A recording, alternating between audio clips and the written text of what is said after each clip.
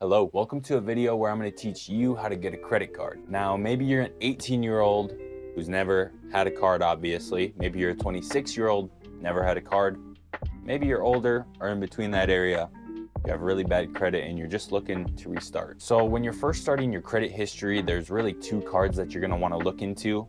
One being a student card, one being a secured card, being from Capital One and one being from Discover. The first card you're going to want to look into is going to be the Platinum One secured card. Now, you can do a $49, $99, and $200 deposit, and they're going to give you a $200 a month credit line. Now, there's really no benefits with this card, as it is just to start your credit history. But after a while, when they decide that you're good enough and that you're responsible, they will actually upgrade you to the regular Platinum card. I'm not sure if they'll upgrade you to another card of your choosing or if it's just the Platinum, but that card's like bottom of the barrel if you don't know if you're responsible enough or if that's really all you can get. Now, next is going to be the Quicksilver, and this is the one that I would recommend.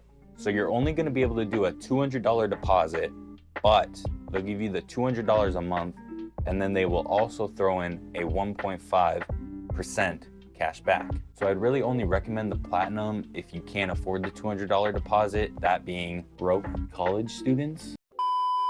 Finally, Discover offers a secured card. You're gonna have to put down a $200 deposit. Now, their credit lines are actually going to be based on the income that you have. Now, I believe that limit goes up to $2,500, which is quite a bit. And if you don't think you're responsible enough, I would definitely go with the Capital Ones, because you don't want to get into that debt early on, or if you're just restarting. Now, this card runs for 6 months, and if they decide that you are responsible enough, they will actually bump you up to the Discover credit card, which is just their base. Pretty much the same benefits that they would have on the student card. Now, speaking of the student card, that's what we're gonna get into next. So next up is gonna be the Discover Student Cashback Card. Now, these student cards actually have decent benefits, unlike the secured cash cards. Now, as far as the Discover card goes, you get 5% cash back in rotating categories. So those rotate like quarterly. That could be anywhere from like gas, groceries, streaming services, online shopping, Amazon. It really varies by the year. And then you do get 1% on every other purchase. So no matter what you're gonna buy, you're gonna get that 1% cash back. Now, one of the best things about this card is that they have an unlimited cashback match for your first year. So if in the first year that you have the card, you manage to earn $100 in the cashback, at that end of the year, they're gonna just give you $100 to redeem into a bank account, towards your statement, anything like that. And this is actually the card that I had when I first got into college, when I first turned 18. And when I first started college, I was only bringing in about $6,000 a year because I was only working like 12 hours a week. And they still gave me about $1,000 a month. Since then, it's gone up to about $3,500, which is pretty decent. All right, and then for these last two, they're gonna be Capital One again. These are gonna be their student cards.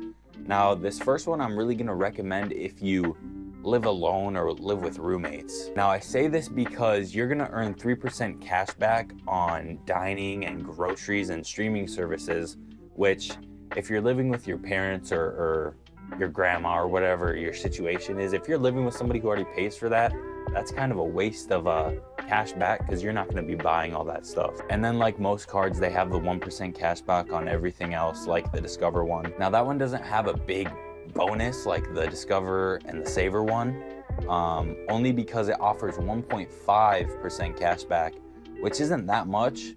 But if you're going to only be using it for your personal shopping, it's definitely better than wasting it on the 3 or 5% that you're not going to use. But yeah, I know it's not the greatest video. It's not the greatest quality. It's my first time really getting in front of a camera and talking, so there's definitely going to be a lot of editing, and I would like to make more videos, but I really have to get better at talking. Like, those long pauses can't keep happening. But if you do have any more questions, I'll definitely answer them in the comments, and I might not know everything because I'm fairly new to the whole credit card thing myself, but I really just wanted to help the people who are kind of confused. And yeah, so If this helps you, like it, share it with your friends, donate me $1 million.